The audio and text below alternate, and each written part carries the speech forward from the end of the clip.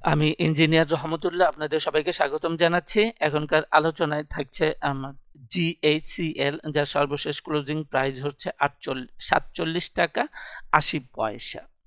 তো এখন আমরা এই স্টকটা নিয়ে আলোচনা করার কয়েকটা কারণ আছে। প্রধান কারণ হিসাবে আমরা দেখছি যে এখানে চ্যানেল ব্রেক করেছে, যেটা ওয়েব 3 কে কনফার্ম করে। দেন একটা প্রাইস কনজেশন এরিয়া ছিল, এই প্রাইস কনজেশন এরিয়াকে ব্রেকআউট করে উঠে গেছে এবং ওয়েব 4 এর দেখা যাচ্ছে যে চ্যানেলের কাছাকাছি এসে ব্যাক করেছে এবং আমাদের একটা গতানুগতিক রেজিস্ট্যান্স জোন ছিল। গতদিন মার্কেট খুব বেয়ারিশ, গত বৃহস্পতিবার বেয়ারিশ থাকার ফলেও থাকা সত্ত্বেও এটা সেই রেজিস্ট্যান্স জোনকেও পার করেছে। সুতরাং এটা অনেক আগে থেকেই একটা বুলিশ জোনে আছে, বুলিশ ট্রেন্ডে আছে।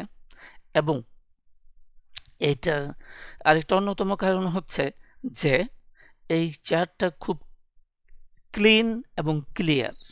তো যে সমস্ত চার্ট ক্লিন এবং ক্লিয়ার থাকবে, আমরা যখন চার্টের উপর ভিত্তি করে ট্রেড করতে চাই তখন এরকম চার্টটা থাকতে হবে ক্লিন এবং ক্লিয়ার, খুব পরিষ্কার থাকতে হবে।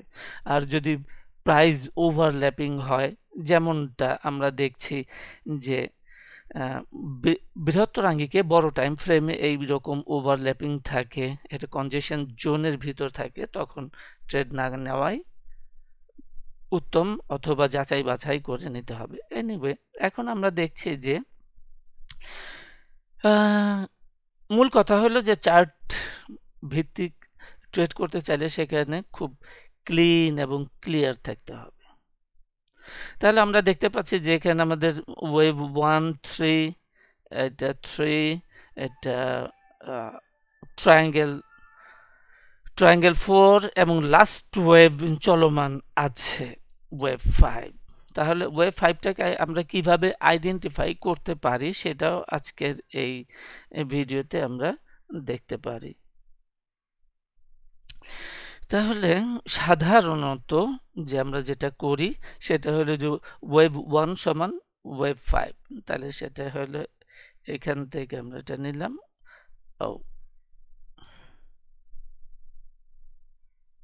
ফিবোনাসি রেশিও মাধ্যমে আমরা বের করার চেষ্টা করব, যেটা যেহেতু আমাদের 100% ফিবোনাসি লেভেলে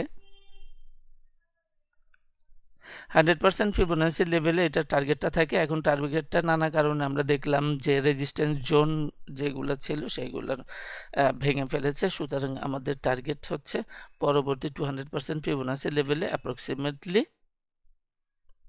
52 টাকায়।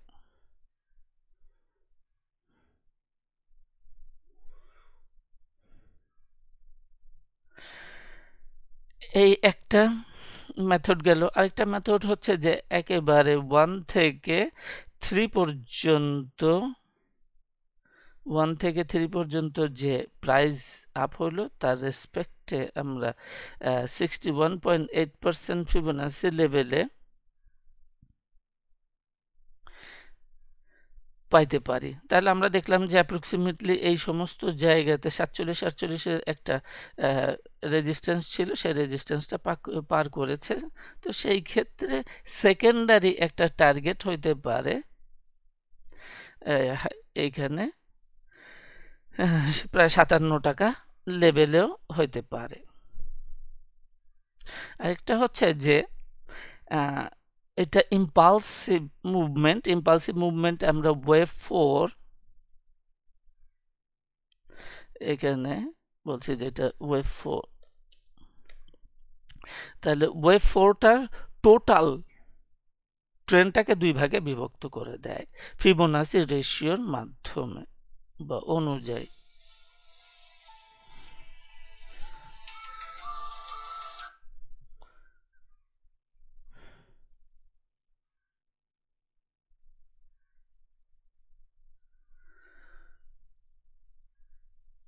তাহলে সেই ক্ষেত্রে আমরা দেখি যে আমাদের 100% ফিবোনাসি লেভেলে ওয়েভ 4 টোটাল ট্রেনটাকে 2 ভাগে বিভক্ত করলে আমাদের উপরের অংশটুক এই প্রায় 52 টাকা লেভেলে এসে পড়ে। আরেকটা মেথড হচ্ছে রিভার্স ফিবোনাসি লেভেল, সেটা আমরা এই ওয়েভ 4 এবং 3 টপটা থেকে নিতে পারি এবং সেটা 200% ফিবোনাসি লেভেলে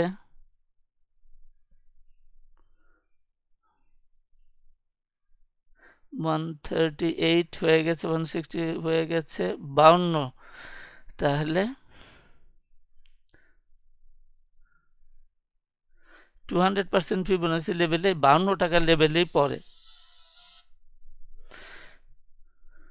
সুতরাং যে আমাদের সবচাইতে শক্তিশালী একটা টার্গেট জোন আমরা পাইলাম এই 52-53-তে।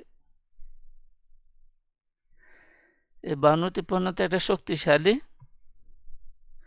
জোন, টার্গেট জোন 52, 51 টাকা 60 পয়সা, 51 টাকা 80 পয়সা, 52 টাকা 35 পয়সা, 51, 52 টাকা।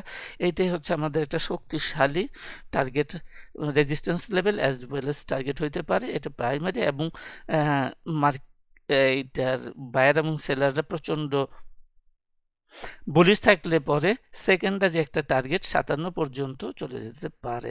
এই গেল আমাদের উপরের দিকে কথা। এখন আমাদের ইয়াটা কোথায়, রিস্কটা কোথায়? তাহলে আমাদের রিস্কটা হচ্ছে যে যেহেতু আপ ট্রেন্ড আছে, বুলিশ আছে, কখনোই সে লোয়ার লো করতে পারবে না। তাহলে আমরা দেখি যে এখানে একটা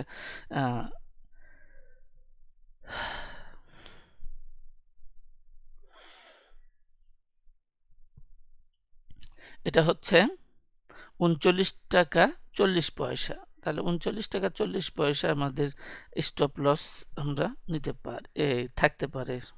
স্টপ লস 39 টাকা 40 পয়সা।